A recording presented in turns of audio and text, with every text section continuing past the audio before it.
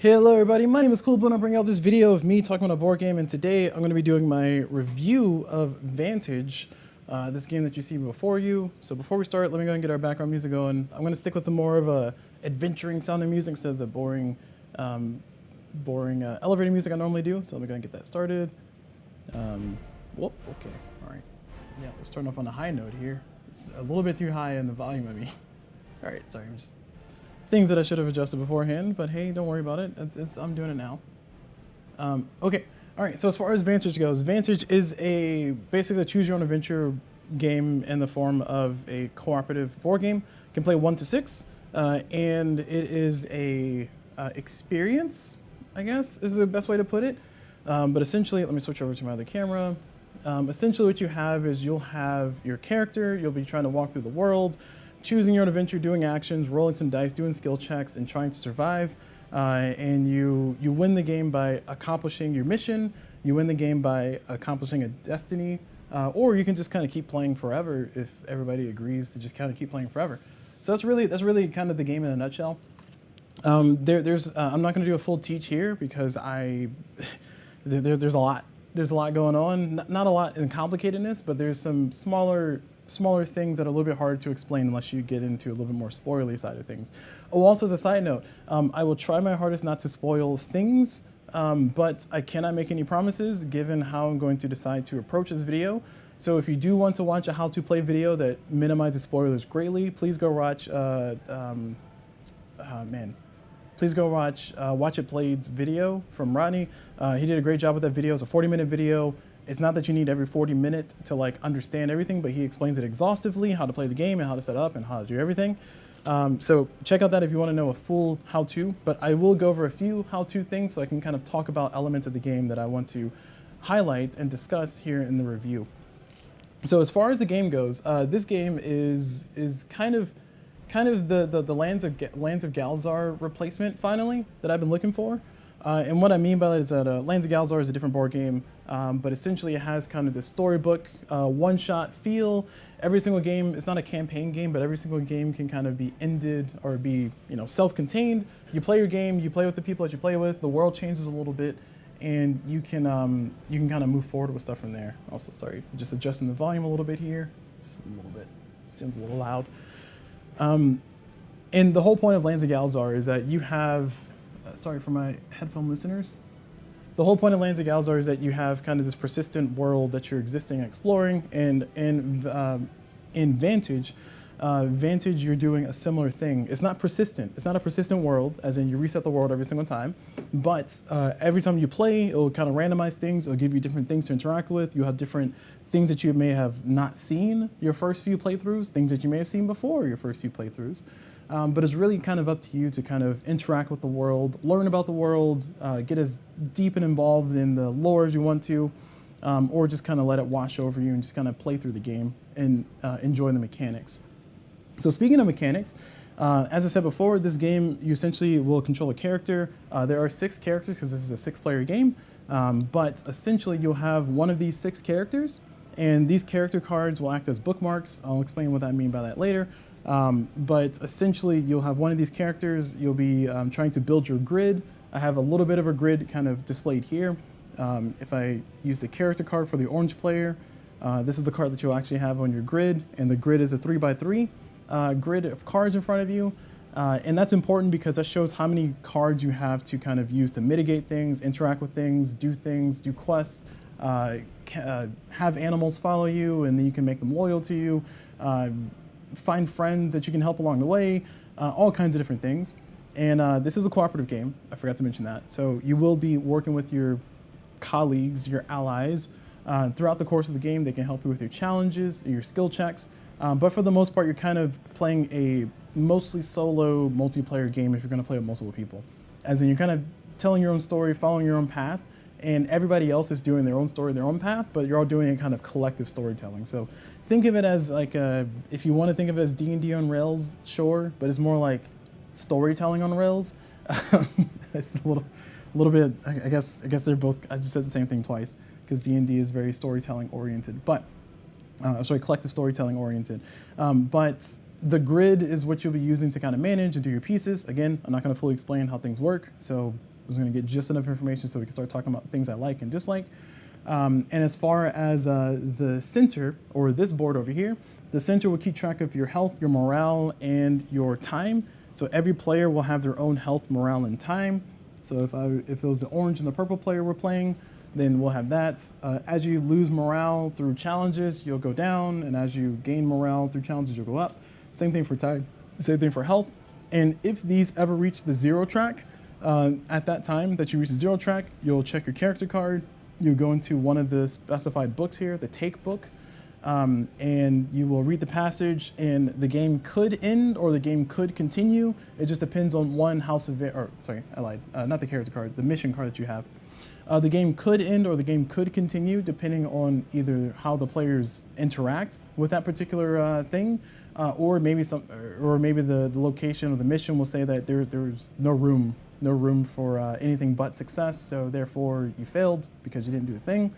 It's a few different ways it can end, but again, a choose your own adventure board game, think of it that way, and you pretty much have a number of the concepts, not a lot, but a number of the concepts kind of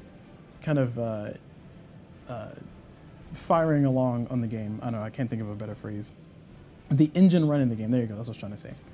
So that is just a very, very, very generic overview without talking about a ton of other components. Again, if you want to see a how to play video, feel free to go watch Rodney's how to play. Not that I'm trying to dump you off on Rodney, but there's just a lot of small nuances in this game that's a little bit hard to talk about here in a quick interview, or here in a quick review. Not that I'm trying to do a quick review, but I do want to make it a little bit swift. So what I'm going to do to continue before I get to my actual likes, dislikes, and all the other things is I'm actually going to go through the startup of a game. I'm not going to play a full game here, but I'm going to go through the startup of a game, because the startup of a game basically tells you what to put where to do things, and how to do things, at least as far as getting everything initialized. And then I'll use that as a springboard to start talking about things that I like, things that I don't like, and try to remain as spoiler-free as possible in my review here. So let's go ahead and start off with doing the startup. So I'm going to be playing the orange character. So I'm going to put all these other guys away. And I'm going to switch my camera view over to a little bit of a closer view. So that way we can actually see the cards a little bit. We might not be able to fully read, we might not be able to fully read them, but we can mostly see them. And the first thing I'm going to do is I'm going to take my character card. Sorry, this is the card that I chose. Actually, I lied. I'm not going to do that. I'm just going to go to the first starting part. So the first starting card is on the back of what's called the Book of Vantages. And this is the starting card, and this will walk you through everything. So like I said, I'm literally just going to run through these steps up until I get to the first planet, then land on the first planet, and then start talking about mechanics and different things that I like and don't like from there. So first thing we're going to do is it's going to give us a little bit of story, and it's going to tell us some instructions. So it's going to give us a little bit of story. Weeks after receiving a mysterious signal from the Traveler, your ship arrives in the orbit. Sorry, is that sorry, it's a little bit out of focus, but I guess this is as good as it's going to get. Weeks after receiving a mysterious signal from the Traveler, your ship arrives in the orbit of an uncharted planet. Create the total challenge dice pool using 8 dice plus 2 per player. So I'm going to be playing a solo game, so I have my 8 challenge dice for the challenge dice pool, and it is conveniently labeled here, and it tells you create with a total of 8 dice plus 2 per player. So nice on Stonemaier Games for putting that in there. So I'm going to add 2 more. And my total pool is going to be 10. If I were playing a 4-player game, I would end up adding 8 more total. Sorry, so I try to get 8 dice. Nope, that's not 8 dice. There you go. I would add 8 more total to make the dice challenge pool that. But this is the, for a solo game, I just need 10. So I've done that. Now I'm going to go over here. It says each player gains a different skill. So we can either select the skill or randomize it. And then we gain that matching character card. So for me, in my case, I'm going to gain the random skill of orange because I want to play the orange person. So I'm going to get the random skill of this, or sorry, select the skill of orange. You can randomize it by rolling the die here, the D6. If you want to randomize it, just make sure everybody gets a different one. But subsequently, I'm going to take the orange one. And then once I do, it tells me to gain this card, which is, which is this card. So I'm going to gain this card as my character card. That's going to go in the middle of the table. Go in the middle in front of me, not the middle of the table. And I also gained a skill. Now, skills can be used to basically reduce the difficulty of challenges as you come along them. But for the most part, these are kind of a one and done. Once you expend it, then it reduces the challenge by a little bit, which is nice, but you have to do other things to gain them back. So it's a valuable resource, let's say it that way. Then it says, place a card in the middle of your grid and gain its win place benefits. So the win place benefits on this card, and I'm gonna zoom in a little bit closer here so we can see that a little bit better. The win place benefit shows 2 cubes here. These 2 cubes are called boost cubes. So I'm gonna put those here on my card, like so. And these cubes can be used to do a few things. I can throw away 2 of these cubes to either get $1 or to get a blue, skill token. Or I can spend one of these boost tokens when I'm rolling my challenge dice to re-roll one of your challenge dice, and then if the result is the same, then I get to gain a orange because that's my specialty is orange. Additionally, there's some more information on the card. I'm not going to talk about everything right now, but I will touch on it definitely a little bit later. But for right now, that's the main thing for the win place. I put my 2 cubes there because that's what it told me to do, gain the win place benefits. All right, and we'll zoom back out to our main view right here. So continuing, it says each player sets the difficulty that they want to play. Essentially, you set your health, your morale, and your time to a thing matching your color. So whatever level makes sense for you. So I'm going to zoom back to our main setup here, and you can see here I, as the orange player, since I'm playing solo, so we don't need that. I decided to play on daring, which is it told me to put everything at 4. So it told me to put everything at 4 for daring, so I'm going to put my tokens there at 4. So I now have 4 health, 4 morale, and 4 time. And that's what that means. From there, I'm going to go back to our other view. From there, it says the player gains 2 skills at random and then places the matching mission, see the right side, in the center. If I roll a pair, I can re-roll for free to basically get an easier starting mission for everybody. And this is a collective mission for all of us to use. So we're all collaborating, trying to finish this mission together in our various spaces. So we're going to select a first player. So I'm going to be the first player because I'm playing solo. But if you're playing with multiple people, like a 4-player game, you choose one person to be the first player. They're going to get extra stuff because of the first player. But in this case, like I said, I am playing solo. So I'm going to roll these 2 dice. Oops. I'm going to roll these 2 dice. And they're going to roll and give me orange-green. So now that I got orange-green, I'm going to gain the skill tokens of orange-green, which is kind of convenient for me since I'm playing the orange player, like so. And then I look on this little lookup table, and I get the orange-green card. Now, I am going to pull out this card, and I'm going to show this card, so this is not really a full spoiler, because like I said, this is just startup. Like I said, I'm trying to minimize spoilers here, and I'm not doing a full exhaustive rules teach. Check out Watch It Plays video if you want an exhaustive rules teach, or exhaustive enough, I should say. But this one says get card 1585, so I'm going to go over here into my box, which has a whole bunch of cards. It has location cards, which are these big ones down here, and it has event cards, or cards, I should say, which are these ones down here. If I just rotate this to the front, you can kind of see they're numbered. There's a bunch of numbers there. Some of my cards are sleeves, some of my cards are not. I'll explain why later, but for right now, just know that I'm just going to look for the 1587? 1585. So card 1585 is over here somewhere, and these are all in order.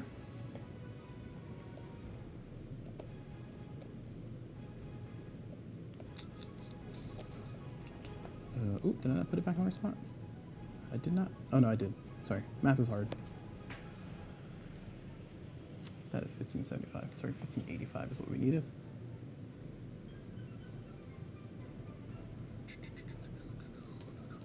And whoever is going to be the first player, they're the ones who are designated as holding onto the cards and stuff. Actually, sorry, you designate somebody to be the pick through cards person. So that way you don't have to pass around the box. And I'm going to put this here for a second, and we are going to zoom in so we can get a good view of what it is on this card. So on this card, you'll see some information. Actually, let me move this to the side here. Move this there. So on this card, you'll see some information. This is our starting mission.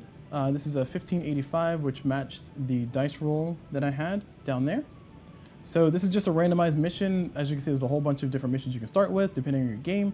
And this mission says win at least 2 different pages in the Book of Vantages. Oh, sorry, view at least 2 different pages in the Book of Vantages. Track your progress here. If you do, read 1585 in the Book of Secrets. So that's what this goal is. Whatever the Book of Vantages, whatever that means, it says do that. You'll also see some interactions I can do here for these cards. I can do a pivot, a research, a plead, or a hone. What these do is these are ways that I can interact with the game when I talk about the player actions a little bit later. But this is something that's available for everybody to do during their turn. In place of their normal action, they can just interact with this. Actually, let me say that more correctly. As one of their normal actions, they can do one of these. They can either research, so do the purple, whatever that says, do the green, whatever that says, and so on and so forth. But just for the most part for right now, this is our starting mission that we got randomized from here. And then the next thing that this card wants us to do is this card tells us to, then everyone goes to location number 1, which can be found on the back of the Book of Secrets. So we're gonna zoom back out and we're gonna look at the Book of Secrets. The Book of Secrets is in front of me. So here's the Book of Secrets. It's one of the many rule books that comes with this game. I didn't do a full components overview, but essentially you have a whole bunch of different books. So just try to keep that in mind. And you also have a rule book, of course. But here's the Book of Secrets, and on the back of the Book of Secrets, lo and behold, there it is. There's the thing it said I should have. So I'm gonna move this out of the way, we don't need it anymore for now. And on the back of the Book of Secrets, it says some more text here. It says the ship malfunctions. You have mere seconds to escape. So oh no, just some more flavor text. And down here, each player gains a different skill. We can select it or randomize. And then we place the matching locations in our location card holder and simultaneously follow the instructions on that card. So I'm going to randomize this. So I'm going to go ahead and roll the die. And it gave me orange. Cool, I'll take it. So I will get an orange skill token. And because I was a start player, I'm going to have 2 more than everybody else. Just to clarify, if you're playing multiplayer, but I'm playing solo, so I was a start player, so I get my 2. And then we're going to move over to the next part. Sorry, music's musicking a little bit too loud over there. All right, so we're going to move on to our next part, which is I'm going to go to location 5. So switching back to our overview, I'm going to go into our box here and look for location number 4. So I said 5, I meant to say 4. So here's location 4, and I'm going to put this away now because I don't need it. And now that I have location 4, we're going to zoom back in. Now that I have location 4, it says your escape pod seals tight, ejecting towards the planet in a completely different direction from all the others. Gain 2 random skills and crash onto the matching location. You may reroll pairs to get an easier location, and then keep this card in your card holder. This is card number 4.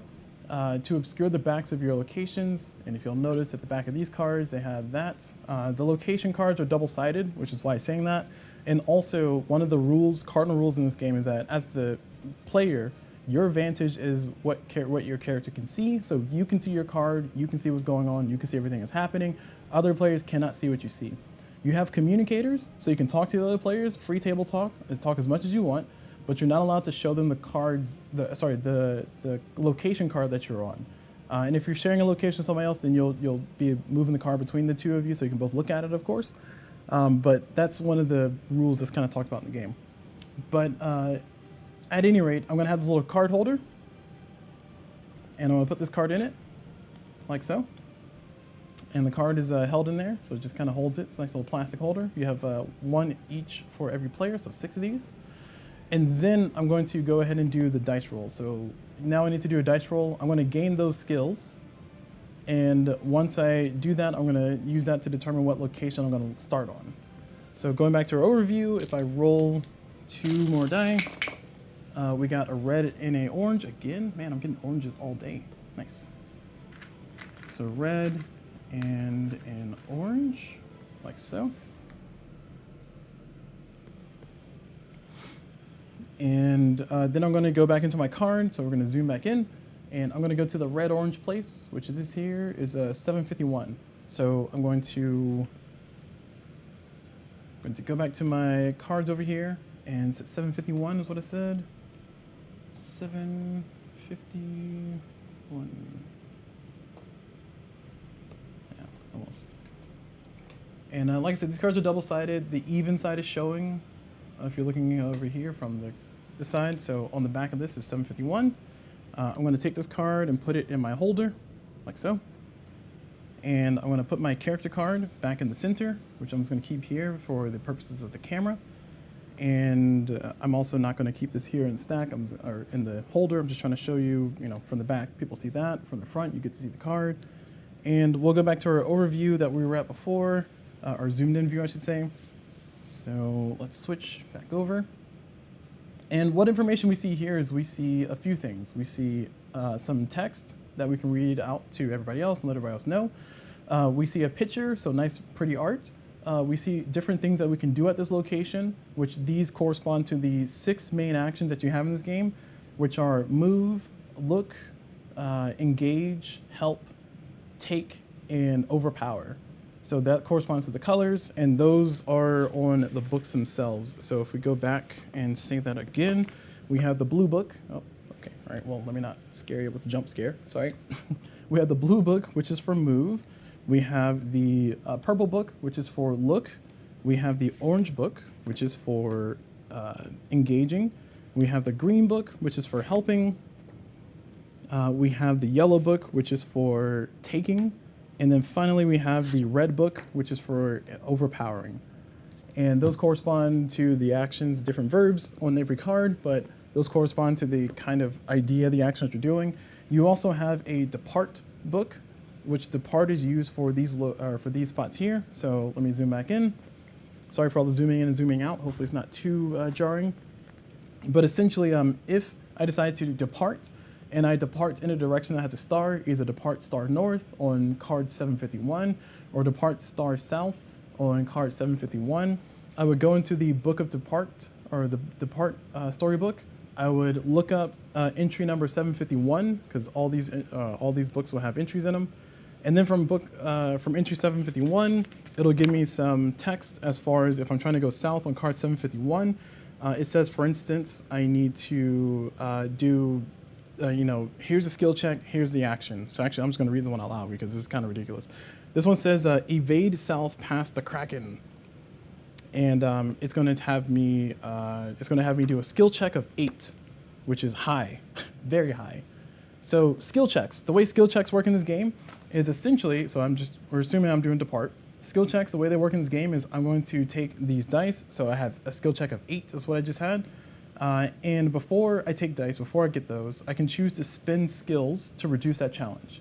So because I'm doing a blue action, I don't have any blue markers here, so I cannot reduce this challenge. But say I were doing the higher action instead, and it was a higher of 8 for orange, then what that means is that I would be able to spend 1, 2, 3, 4 to reduce the cost of that by 4, and then have a challenge of 4 instead of a challenge of 8 on that hypothetical higher action that I did. But because I chose to depart and I'm going south, that's going to have me do a skill check of 8 for blue. So I'm going to, unfortunately, roll 8 of these dice. So I'm going to go to the challenge pool. I'm going to pull out 8 of these dice, and I have no way to mitigate these dice that I'm rolling or reduce them. So I'm just going to go ahead and roll all 8. And then after I roll the 8, we'll have different results. Now these results can be manipulated in various ways. At the very start of the game, like right now, I don't really have many ways to interact or change these dice values, so I'm kind of stuck with what I got. So it's kind of not the smoothest of moves, if you will, to be safe.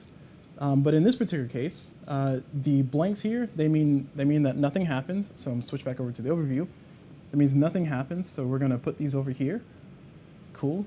The next thing is time. So for every symbol that matches one of my markers, I'm going to lose those things. So in this case, I'm going to lose 2 time, and I'm going to lose 1 health. And these will now go into the penalty box up here. And then finally, this dice face has a kind of a return symbol. It just basically means return to the challenge pool. It's not inherently a bad thing on the surface, but in the grand scheme of things, it is kind of problematic. And the reason why is because you'll notice on our character cards, which I will gladly zoom back in to the other view, you'll notice on our character cards, we have these spaces here, and these have specialization. So for instance, this is a engage spot. So anytime I'm doing an engage action as my character, or anytime I do an engage action, I can put one of my results here, no matter what the face is, I can put one of my results here instead of dealing with the consequences of it and absorb it here. It'll give me a boost cube, which allows me to reroll stuff, which is pretty nice. But I can only do that as long as this spot is open. So if I did, let's say I did do a higher action and it was a higher of 3, and this was my dice roll, hypothetically, I could take this and put it there, and that would give me a boost cube, which I could use at a later time to do one of these extra actions down here. And then of course, these other two, this one gets returned to the pool, this one goes into the consequences as nothing happening, and then I can kind of move on my merry way. Now, the reason why the return is not as great is because if I am to do a challenge check, a dice check, and I have less dice in this challenge dice pool than I need, so let's say I do a skill check randomly for a skill check of 4. I'm just being hypothetical about what it is. I'm not saying what it is, but I'm just saying that. I only have 1 dice here. I can't, so I had to do what's called a refresh, which is good. So I basically take all the dice that are in here in the challenge pool. I take all the dice on my card and all my other cards that I have in my grid and all the other players have, and then I put it back here, and then I get my 4 dice, like so. Now, of course, in that hypothetical example that I just talked about, if I did have to do a skill check of, if I did have to do a skill check of 4 for higher, I could alternatively just spin 1, 2, 3, 4 to reduce the challenge number of dice I need to roll by 1 down to 0, which means I auto-succeed. And to clarify, you always succeed whenever you do dice rolls. It's just you roll the dice to see what consequences you have for doing the thing that you're trying to do. So you can kind of think of it as a fail forward always type thing, but it just kind of keeps you moving forward, and you just kind of have to manage your health and your morale and your time. Cool. So that is kind of, or those are kind of some of the mechanics with as minimal spoilers as I can do without saying too much and doing too much. So let's go ahead and talk about some of the things that I love about the game and some things that I don't like about the game. So as far as things that I love about the game, starting with that, starting from a positive note, I like a lot what this game is doing, especially in the system of how the cards work. So I didn't really talk about this a ton in the overview above, but I will talk about it now, since I'm kind of talking about likes and dislikes, is that you have this box here with a whole bunch of cards, and Stonemaier Games did put a nice little organizer in here, so kudos to them for that, of course. So they have some nice little organization system. For context, these cards will normally sit like this in storage, but when you're playing the game, you just kind of pick them all up and kind of set them up like this. And the reason why is because when you do take a location, so for instance, I had to get location 751, when you do pull the card from the stack here, instead of having to go back every single time and finding the cards, what you would do is you would put your character card here, and this represents your character being kind of walking in the world. It also acts as a bookmark, which is pretty nice, but it means that once I finish this location, and let's say I move to a different location, so I did a departure to location, well, I went south, so let's see what the result of that was. I've accepted the consequences of that. Let's see, 751 south, where does that take me? That takes me to go to location 750. All right, cool. And then I also gained some benefits from that. So I go to location 750, which is on the back of this card. I flip it over.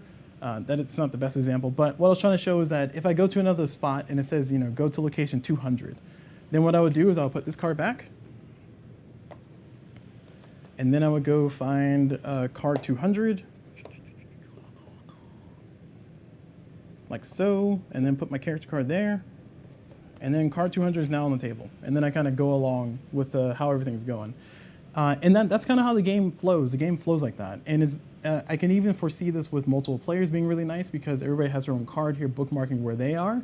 So when they need to move, you just kind of put the card back where it was, put it back there, and then you kind of find the next card, take that card, put their little bookmark there, and you move on. So that's a really nice system. I really like that a lot. I also like the idea of the index system that they have here. However, I have a few qualms with that. I'm not gonna get into the qualms yet. I'm gonna keep talking about things that I like. I do also like that this game has an ending.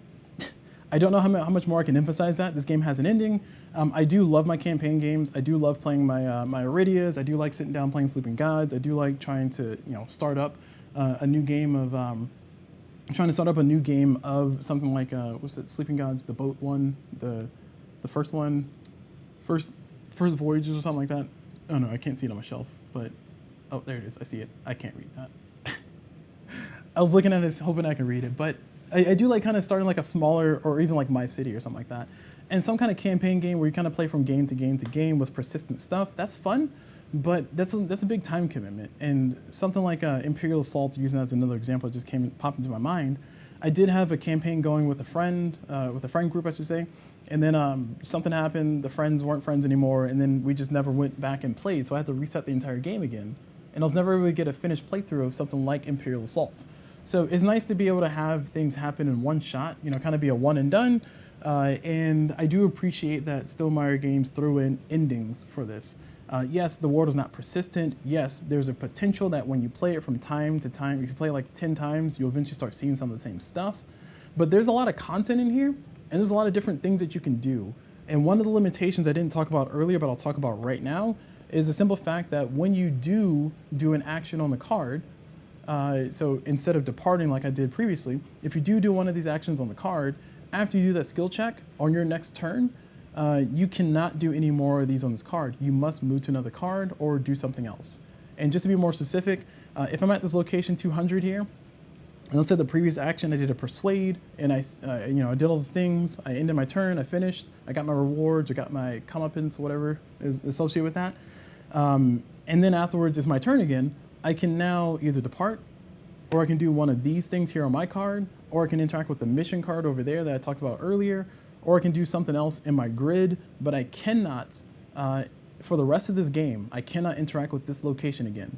There is an exception to that, or are exceptions to that. One exception is if there's a printed text on the card itself that says that you're allowed to do this as many times as you want, or you can always do this at any time.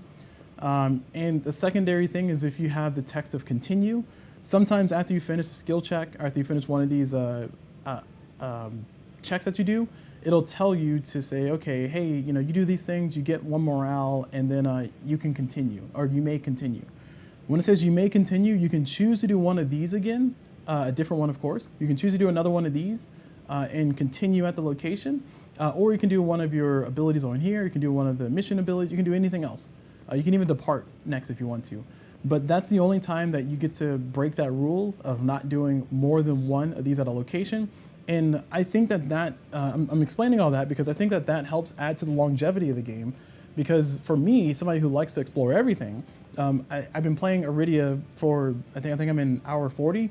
And that's mostly because, and I'm only in Act 2.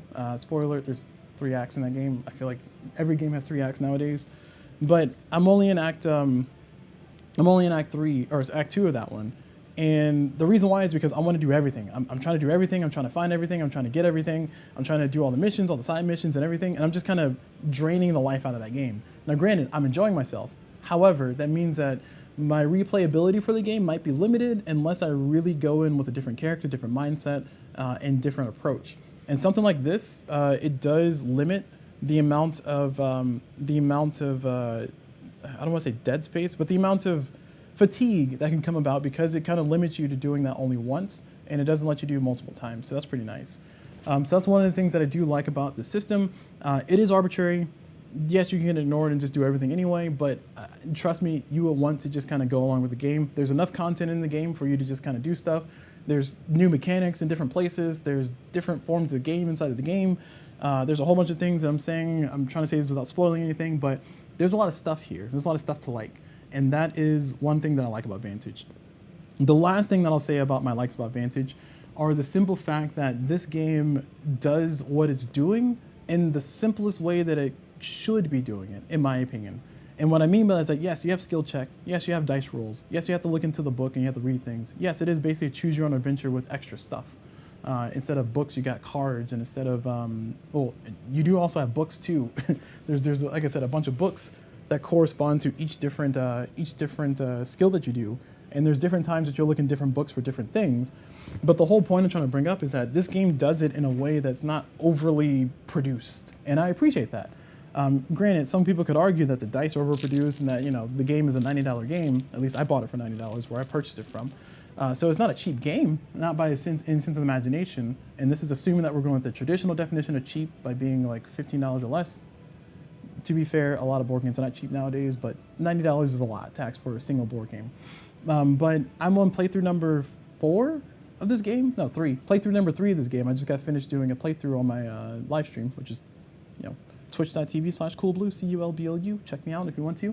I do live streams, or I try to do live streams when I'm doing my videos and stuff, and try to port those directly to YouTube. So, hey, feel free to join in the Twitch if you want to. But this game does all those things without getting in the way. As in, it doesn't give you like extra mechanics to put. It doesn't give you extra things to kind of throw around. It just kind of puts the cards on the table. It abstracts what it needs to abstract. It lets you do the things. It lets you make up your own story in your head if you want to. And it gives you enough to kind of say, hey, here's some world building. Here's some things that you're doing. Here's some progression that you see with your cards as they get better or as they get more markers on them. You can find animals. You can you help them out. And then they might join your party. They might attack you. There's been attacking that's happened, and that wasn't fun. But they might join your party, and then if you work with them enough, they might become loyal to you, and they might stay with you and give you more abilities and give you more things. You feel growth in this game.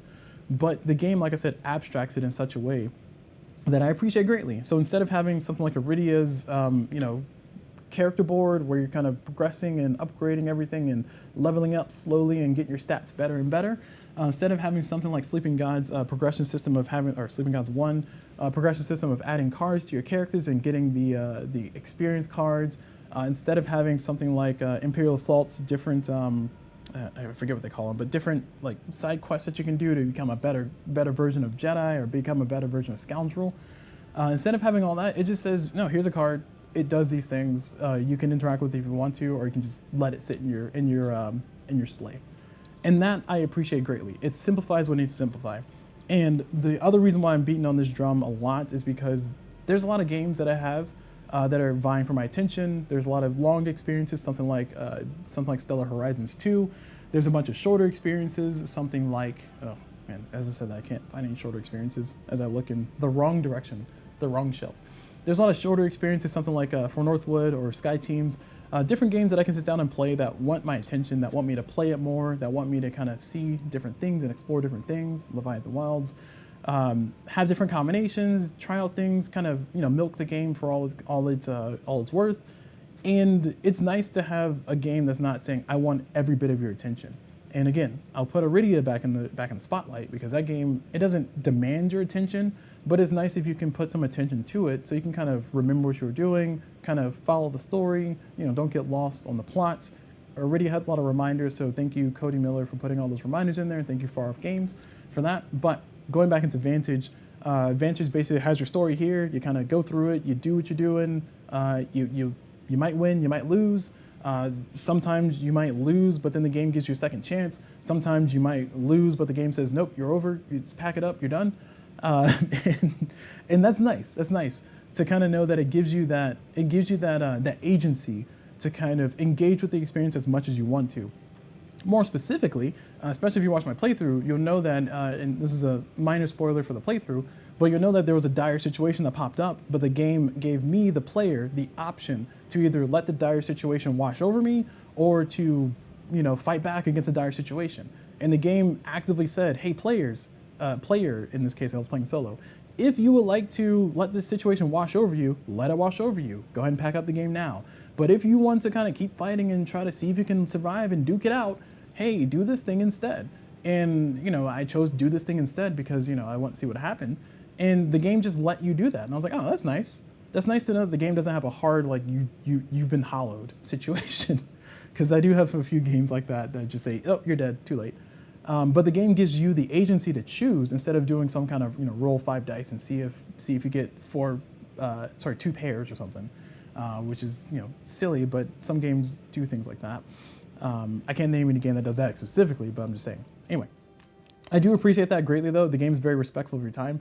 The game does seem a little bit long in the tooth sometimes, but then the end shows up right on time. So I feel like this is one of those games that does end at the correct time. So again, a lot of praises for this game. I do see what everybody's kind of ranting and raving about for this game. One thing I don't like about this game, and it is a huge gripe. I mean, it's a very minor gripe in the grand scheme of things, but it's a huge enough gripe for me to drop this game score-wise from like if I were to hypothetically give this game a 9, I would reasonably, I feel like I would be justified to drop this down to a 7.5 because of this gripe. And again, it's a very minor thing for a lot of people, but it's a simple fact that the storage solution involved in the box is not conducive to sleeving.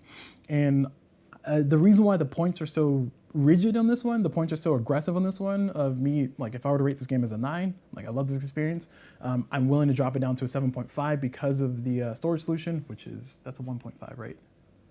I gotta do math. Yes, it's a 1.5. The reason why is because of the response from Stonemaier Games. So in the forums, somebody mentioned, hey, I would like to sleeve all the cards. Is there enough space in the box? And the response from Stonemaier Games essentially was effectively, and I'll try to link it in the description or link it in the comments or somewhere. It's not that hard to find, and it wasn't an egregious thing. It was just, it annoyed me. And the response was essentially, well, you don't really handle the cards a ton. You can sleeve some of the cards if you want to, but we don't recommend sleeving all the cards because then we would have had to double the size of the box for you to fit everything back in the box. We wanted a storage solution that worked for what you had, and because you don't handle the cards a ton, we didn't foresee that people would want to sleeve the cards. And the frustration that I have with that is that I get what you're saying on the part of we would have, like if Stonemaier Games had said, well, we would have had to have doubled the size of the box, and we didn't anticipate people would sleeve every card. If they would just said something like that, I'd be minorly annoyed, but it's like, okay, whatever, water under the bridge, It's about making a profit. They want to make sure they're making a profit. You don't want to make a giant box, especially if there's going to be a lot of dead space. One could argue expansions maybe, but still, reasonably speaking, I can understand from a business perspective, you don't want to waste cardboard. You don't want to waste those resources, especially given the uncertainty that exists with how tariffs are working in the United States at the time of me recording this. The still uncertainty that exists with those and the shakiness in the markets. But with that said, the other part of like, you don't handle the cards too much, so we don't foresee players needing to sleeve the cards. It's like, see that part annoys me. That part annoys me. That part is enough for me to drop the score. Instead of a 0.5 for not having enough space for storing all the cards in the original box when they're sleeved, it drops it from like a 0.5 to a 1.5 because it's a sense of like, oh yeah, nobody's gonna sleeve the cards, and you shouldn't sleeve the cards because why would you? Only plebs sleeve the cards. It's like, well, I as a pleb who have sleeves to sleeve this game, well, I have sleeves on the way, I should say, to sleeve at least these cards. I feel like you should let me choose if I want to sleeve it or not, and let me worry about the storage solution if it doesn't fit in the box. Again, if it doesn't fit in the original box, I've done this with a number of my games. I have videos where I talked briefly about my storage solution for things. I'm long enough in the tooth to know how I want to store my games, and I'll deal with the consequences of sleeving all my cards. However, the mentality of, well, you don't need to sleeve your cards, so we're not gonna give you any leeway to sleeve the cards, so don't. And it's like, okay, you don't speak for me as a consumer. I'm the consumer. I get to decide if I want to do that or not. How about you just say, hey, it would have been more expensive to make bigger boxes that we didn't think that people would use. Again, I think it's a little bit short-sighted. I'll be a little bit annoyed, but I'll be more okay with that response. And I'm spending so much time on this because this is a thing that I've seen in a few other board games. I want to throw Leviathan Wilds under the bus for a quick second. Leviathan Wilds has a really, really, really, really, really good storage solution inside of it. However, when you have the deluxe components and the expansion and the mini expansion, it barely fits in the original thing that it has in there. Kudos to Leviathan Wilds though, because all of it still fits if you sleeve everything. All of it still fits in the original box if you have just the base game and just the mini expansion. But unfortunately, you start running into a lot of trouble with Leviathan Wilds specifically when you have all the expansions. It only has the mini expansion, the main expansion, the Forgotten West or whatever it's called. I don't know. It doesn't fit in there, so I had to take out the plastic insert and just kind of use my own thing. But the reason why I'm saying all this is because, and the reason why I'm throwing Leviathan Wilds under the bus is because they were so close. But I guess they can't really anticipate how much they're going to put in the expansion, so therefore, I will give them a hard pass on that one, or I will give them a full pass, I should say, on that one. Going back to this box, I get it. You have a storage solution. Your box has labeling on it. There's even labeling on this side, so you thought of everything, and I appreciate it greatly. So like even here, there's labeling for the cards. You can see the numbers. This is going 800 to 1029.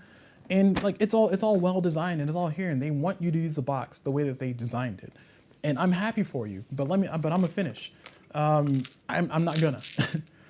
I'm not sleeving every single one of these cards. I've accepted the fate that you will not be touching these cards nearly enough to justify sleeving all of them.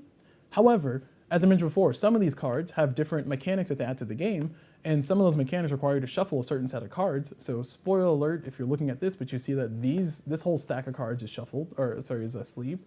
This whole stack of cards in the secret areas is sleeved. Again, you won't open this until the game tells you to, so it's not really a spoiler, but I did sleeve them.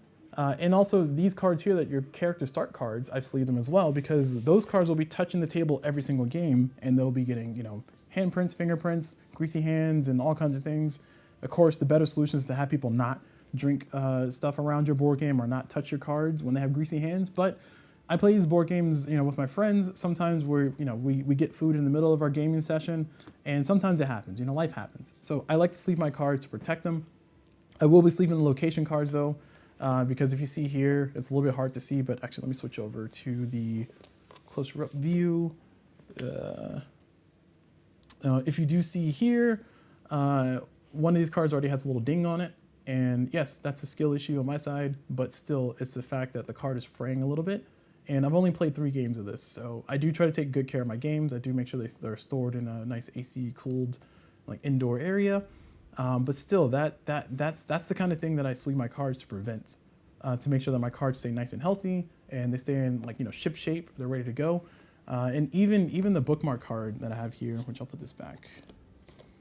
Even the bookmark card that I have here, if you look on this one, it already has some dings at the top. And this is before I sleeved it, because I was like, you know what, no, screw that. I'm going to sleeve these cards. And it has like a little few dings, and these are very minor. These are very small, but I want my games to stay in as pristine shape as possible. So, again, for me personally, I'm willing to drop the whole score by 1.5. I'm not going to be that petty. I'm not going to do it.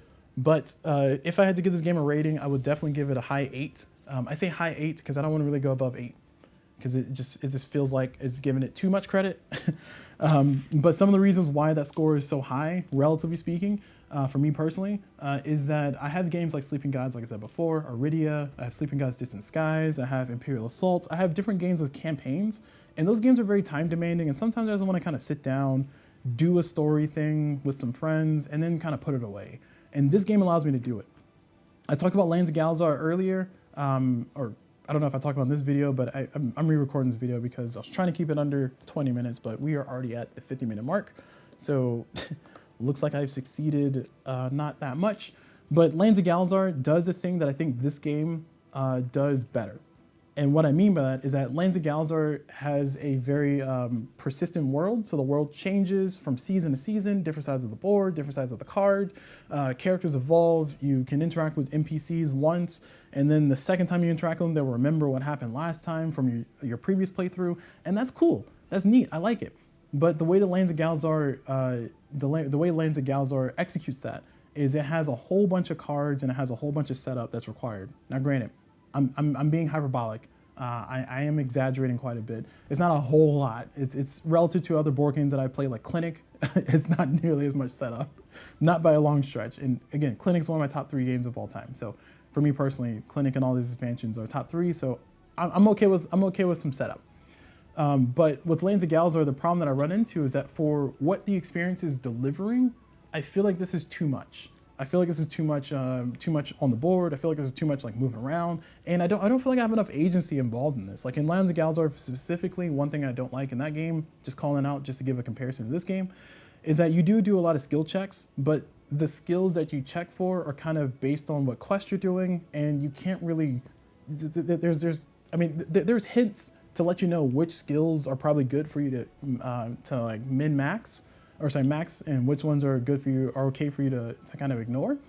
But there's not enough hints. And the game, again, happens fast enough, and it happens kind of, snappily enough for Lands of Galzyr to where it doesn't feel like I had a lot of choice. It's just like, hey, here's a skill check for a skill that you have only 1 proficiency in versus the 5 that you dumped into something else. So go ahead and roll your 1 die to see if you can get 3 successes. Oh, you can't? Haha. And it's like, yeah, that didn't feel good. I don't like that.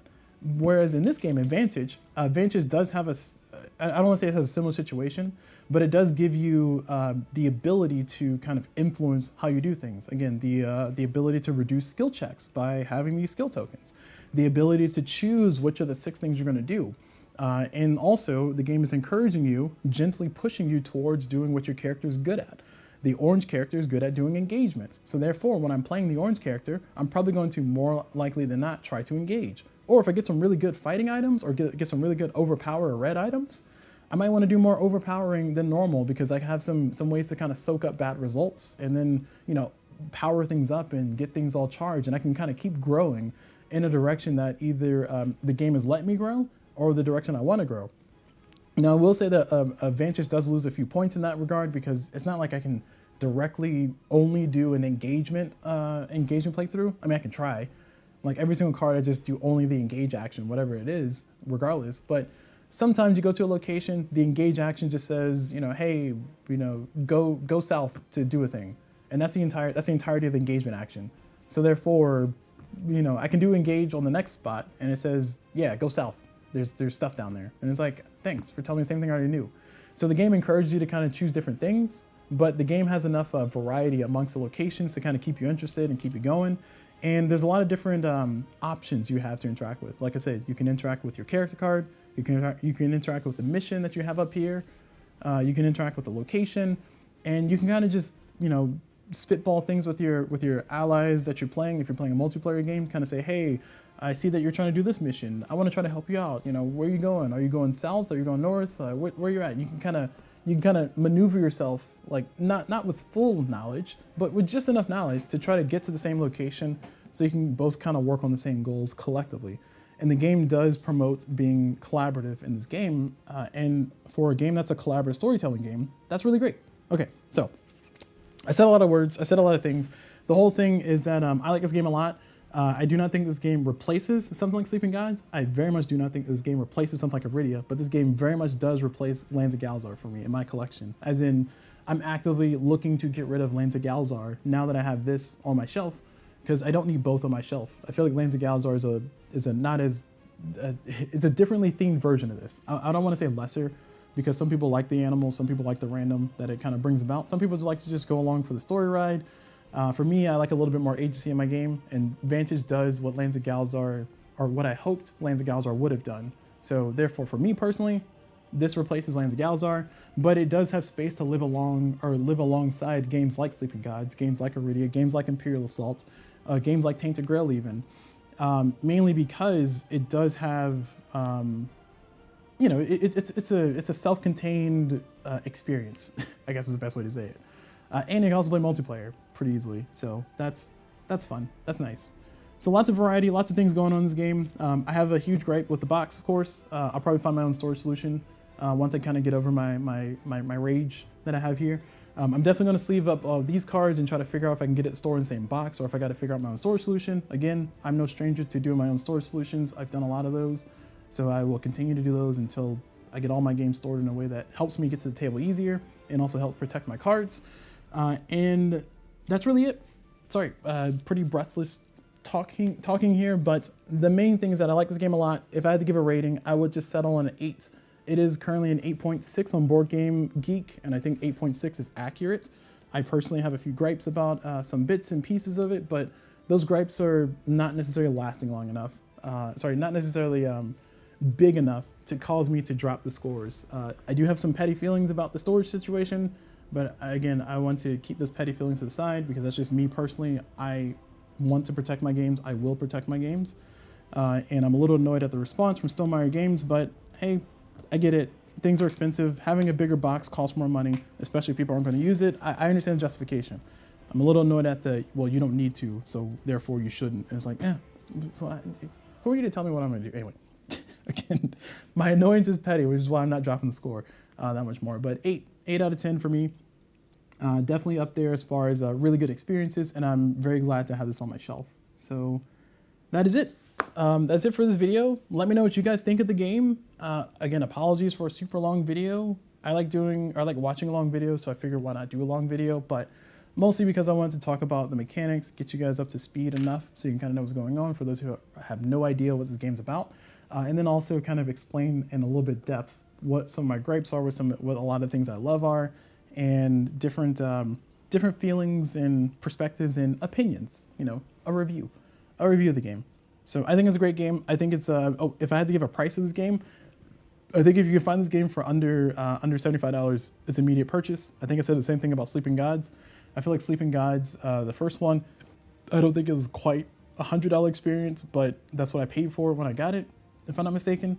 But a $75 experience is like, yeah, buy immediately. This is yep, get it. It's add to cart, add to cart immediately. At $90, it's a fair price. It's just, you know, if you're looking for a bargain deal, you can get it for like $50. That's an immediate purchase, in my opinion. So yeah, take that how you will. I think it was money well spent. I've had 3 great experiences from this so far, and I'm looking forward to sharing it with my friends and getting more playthroughs of it.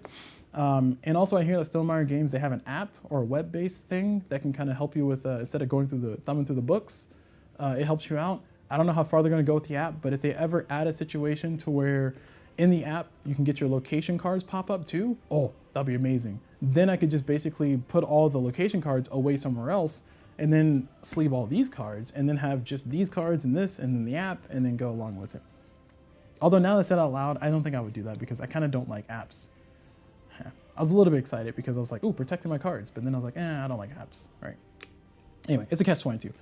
It is a catch-22. All right, so we're gonna go ahead and end the video there. Thank you guys very much for watching. Hopefully you all enjoyed it. And as always, I'll see you guys whenever.